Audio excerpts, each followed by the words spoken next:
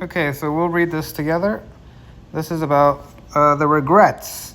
What is it? 3 regrets that people have. So at the end of their lives, this is a hospice nurse, and she tells us what she learns. So let's see. Number one, they wish they'd appreciated their health when they had it. They didn't understand how lucky they were to have a healthy body. McFadden says, that's the number one thing I hear. I mean, I don't know what to say. In terms of health, it is not something you don't always feel like you have control over it, as weird as it is. I mean, obviously, we can try to, avoid things that could be to our detriment, but, a lot of it is, it kind of feels out of your control. And then also, there's the other thing, of course, where you're thinking to yourself, if you avoid too much, right, it means that you might not live. So it's kind of like, a ship that sits in the harbor, will be safe. But, if it goes out into the ocean, there's always a little bit of risk, I guess. And so that's where, you have to make that decision about what you want to do versus, your health. And so a lot of times they're at odds. What people might enjoy doing something that might not be healthy, right? And so, yeah, I understand that. And I think appreciating it is perhaps something else. I mean, when I think of it, it's really it just boils down to understanding that as you get older, your body deteriorates. And so there is no stopping that.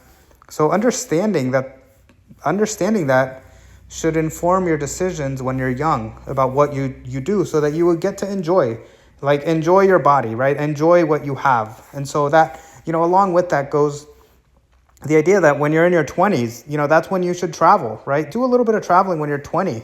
Like, do those long treks, do those things when you're 20, because when you're older, you are not going to feel like doing anything physical. Like, believe it or not, your body just slows down.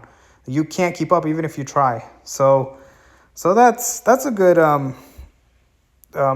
thing, but it's also about protecting, and how long can you protect. Like I said, it's a balancing act, because you could spend the rest of your life not doing anything, but you also want to protect your body. And so understand what can hurt you and put you at risk, and avoid that. Now, number 2 reason. Okay, let's go to number 2. So they wish they hadn't worked their life away. Some people worked intensively throughout the years leading up to their retirement, leaving them with limited time to appreciate life. Some of us have to work all the time just because of the world we live in, says McFadden. But I think you can still live a fulfilled life if you can on a daily basis. Live in gratitude for the little things. I don't know that I agree with this. I mean, it says they wish they hadn't worked. I'm almost as if it's unanimous. And honestly, I've met so many people who have told me that they loved that they worked and were able to accomplish so many of the goals because of the hard work that they put in. So I don't know that I would agree with this. And as far as, and not only that, but some people actually love work. Okay, I know people who are in retirement, who are very well off, and they have everything, and yet they still work. They still work, believe it or not. They're still doing a job, and they still wake up every morning, and some people just like working. I mean, it's not, so to me, I don't think this is unanimous. I don't think this is something that applies to everybody. Some people love to work, and that might not be a bad thing, because we kind of need that. Our society needs workers. And so, yeah, no, but I understand what the sentiment is here. I guess what they're trying to say is that people, if you're wanting to accomplish a goal, be sure to include some fun stuff too. Do some of the things that you like to do too. So obviously the job is going to get you, the money, the funds, and will give you stimulation, but you also want to do some of the fun stuff that you like to do. So try to fit that in too, so that you're not just working.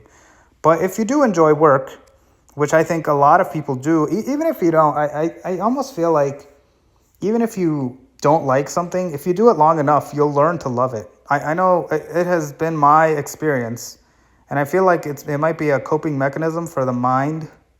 But the brain kind of learns to love whatever you do. And so if you give it enough time, you'll actually learn to love and get used to the things that you like. So it might not even be an issue, to be honest with you. You're going to learn to like. So I don't know. I don't know that I agree with that statement. I understand what it's trying to say.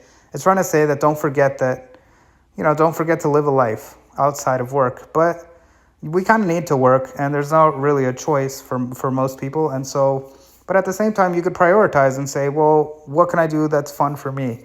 And at least when it comes to doing something fun, don't just trade it for what other people think it's fun. Trade it for something that you actually like to do. What do you actually like to do?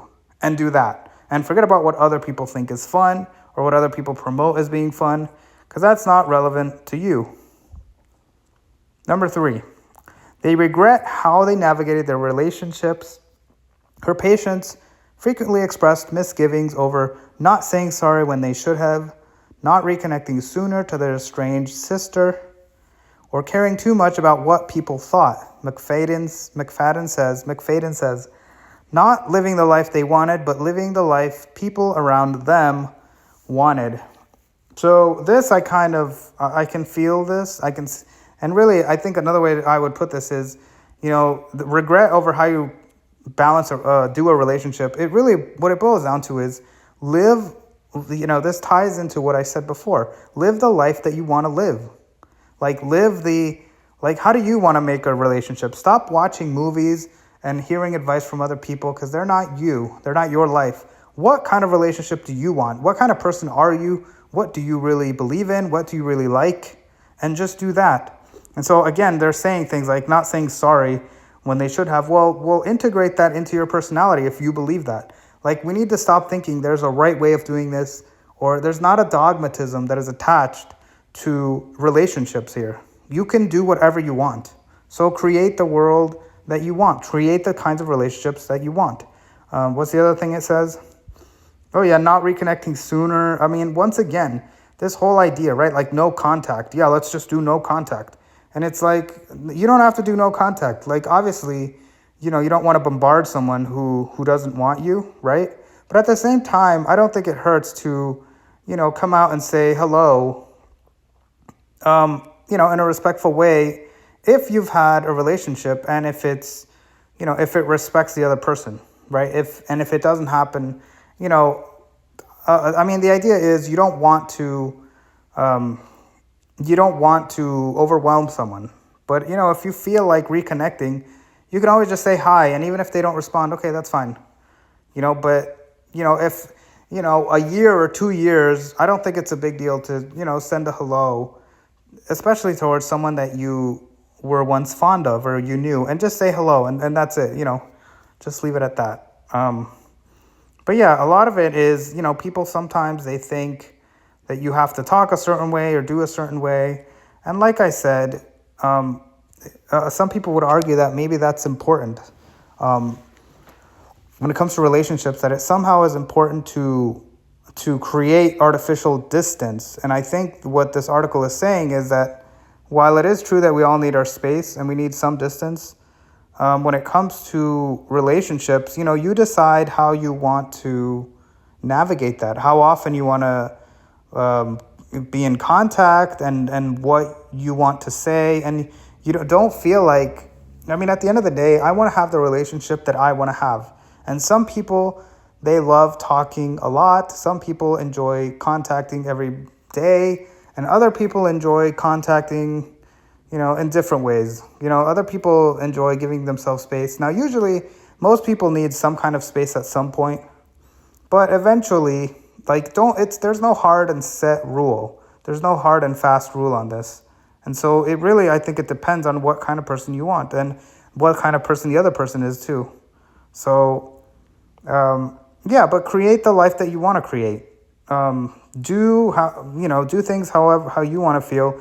And if it doesn't work, like people say, well, that means you might lose the other person. Well, then just do what you like to do. If you feel like you need more contact, then do that, and if the other person, and hopefully it works out.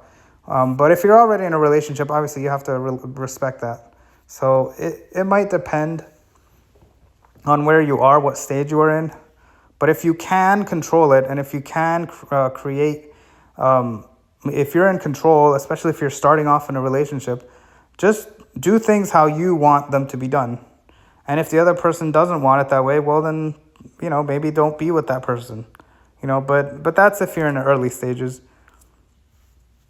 So what else does it say?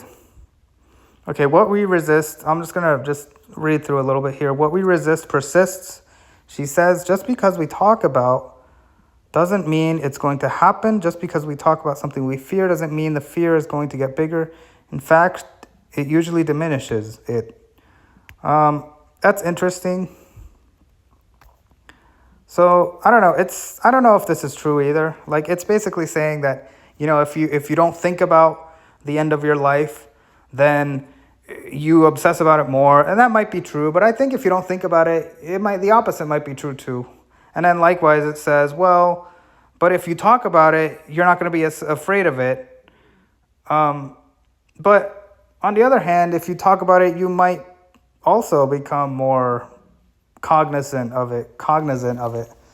So I think both cases could happen. So maybe I wouldn't say this is a hard and fast rule, but I get what it's trying to say. It's saying that that don't be afraid to think about the end of your life and planning your life. Don't be afraid of that, because in fact, even though it might be something that is uncomfortable to think about, but really, if you just think about it, it won't be so uncomfortable. It won't be, it's not a big deal. And that might be true to some extent. Like, really, I mean, at the end of the day, we're all trying to just live our lives. And if you, just take the time to, just live your life as you want to live it, and, plan ahead, and it's not a big deal. Like, either way, sometimes we're afraid of our own thoughts, afraid of things, as if there's magic to it. And really, there's not magic to it. And it's detaching yourself, as it says, the fear is going to get bigger, or actually it'll just it diminishes it a lot of times. A lot of times, if you just confront it, if you just go face to face, you'll find that it's not a big deal. And so that thing that you were afraid of, it's not really that big of a deal anymore. And that came because you sat down, looked at it face to face, and had an honest interpretation of it, so an honest look at it. So that makes sense here. What is this? Okay, that's an ad. More stuff. I'm getting distracted here. Let's see. Where did we leave off? Yeah, so I mean, talking about this again, like I said, we I guess that's a whole other, that's a nice thing to think about, which is that, when you don't think about something, or if you think about something that makes you uncomfortable, or that you feel that thinking about it more might actually ease your mind, and it might make you realize that it's not that big of a deal. And so, you can get over it. So that's true. I mean, as long as it's safe and it's something that, it's not physically, perilous to you, then it should be okay to just, they're ideas. At the end of the day, ideas are ideas, and you don't need to be afraid of ideas and concepts or things out of your control. You tried your best. If something is out of your control, like how the end of your life happens, or when it happens, or how it happens, there's not really much, that if you think about it, it'll just, hopefully you won't worry about it as much. And by thinking about it, you should feel comfort in most cases. But I would say that sometimes it does, sometimes it doesn't. So I wouldn't say it's yes or no on that. So let's see. All right, the point isn't necessarily to immediately go jump off cliffs and vacation and jump out of airplanes, she adds. Instead, the introspection is a nudge toward appreciating the smaller elements of everyday life, the taste of your coffee and food, the sunlight on your face, and the ability to move your body after an appetite and speak to another person, says McFadden. Now, I don't know if I agree with this too. I mean, yeah, once again, it's saying that, oh, just live in a moment and savor every single thing that happens. But really, I mean, is that true? Like, after a while, haven't you experienced most things, right? Like, even young people, right? They spend a lot of time looking and smelling at things and, playing with toys. Yeah, that's great. But, like, at some point, as an adult, you've experienced that, haven't you? So you probably, I would say, I would disagree with this. And I would say instead, well, it says to not do anything extreme. I agree with that, unless you like extreme things. But I don't like them, so I wouldn't do that anyway. But I mean, this other thing too. Or I guess the other half of this paragraph, I'm saying that the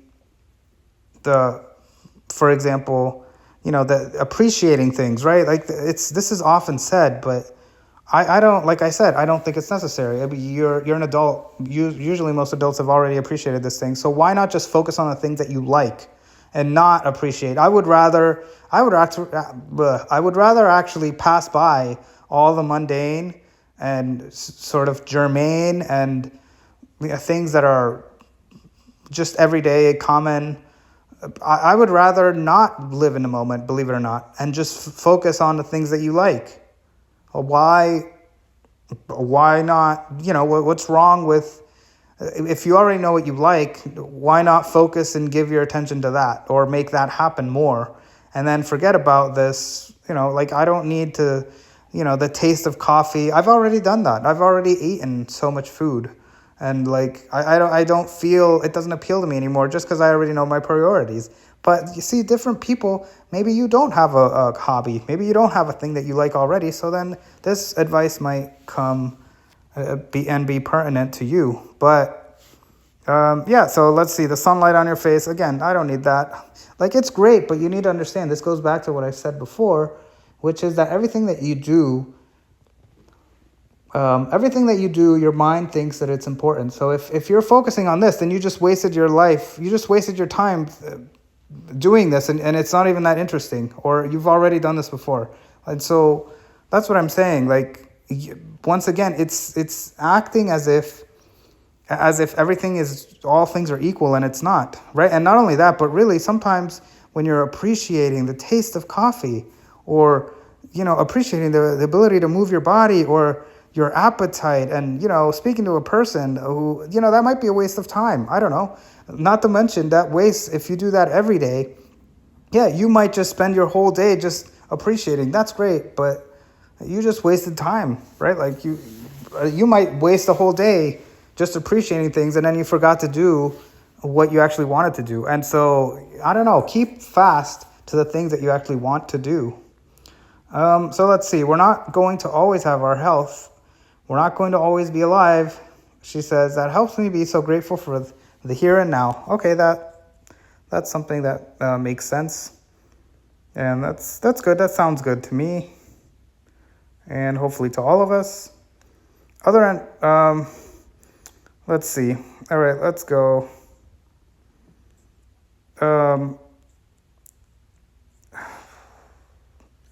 Okay, grounding in my morality. Grounding in my morality means that at some point I won't have access to all these senses anymore, Arthur said.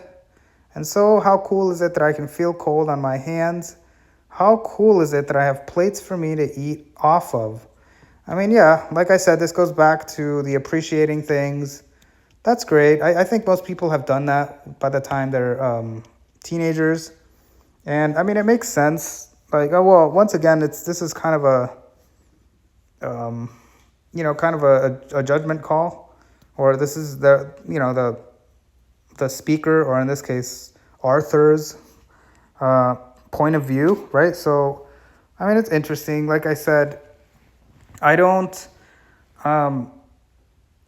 bemoan the idea of appreciating things, but I feel like that gets in the way if you already, know what you like and you just want to do more of that. As long as it's safe, and obviously safe for other people, right? As long as it is something that is upstanding and is okay, then yeah, I mean, and you're not hurting anybody else. Like, I don't see why. I guess my view would be to like I said, only like I've said in the other videos, do what is important. Focus on doing. It's not that you shouldn't do anything. It's that you should do what you think is important, in my view. And it's been my wisdom and my understanding that everything that you do, everything that you put attention to, becomes what you are. And in fact, you're going to keep doing it more. The more you like focus on how things feel, how the cold feels in your hand, and the more that you focus on the fact that there are plates, the more that you focus on that, you become the kind of person that always does that. And you might think, oh well, that's a good thing, but actually eventually that's all you're going to do. And then instead of doing something else, you're going to be just thinking about things as if that's supposed to be a great thing. And I don't know, like maybe it's not. I mean, like you're wasting time. See, like your brain, you're already allowing ideas and concepts to take over your mind. And I don't really even think animals live like that. Do you really think animals appreciate the coldness or hotness? I don't think they do. All right, like animals don't do this. Animals, they kind of just have fun. I don't know, but of course we're not animals, and we have the ability to make decisions. And in my will, a degree of free will, I would think. I don't know. I should make a video about that. If you guys think so, I can do that. But yeah. So I think I'll leave it at that. This is pretty good, and these are all okay. So anyway, thank you for being here, and I appreciate the comments. So let's look at this picture one more time.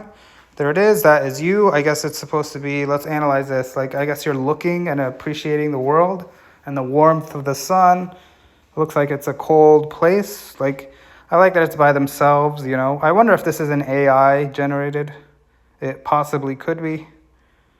It's kind of weird because, do you think it could be could be based on a real picture, I guess, but